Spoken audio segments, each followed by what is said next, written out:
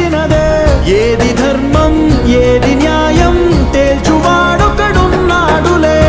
లెక్క తీసి శిక్ష రాసే కర్మ ఫలమే ఒకటుందిలే.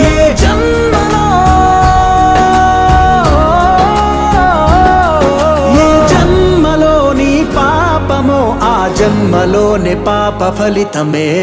ఈశ్వరుడే ఈశ్వరుడే చేసినాడు కొత్తగారనే. సాక్ష్యమిదే సాక్ష్యమిదే భిక్షువయ్య బింబిసారుడే.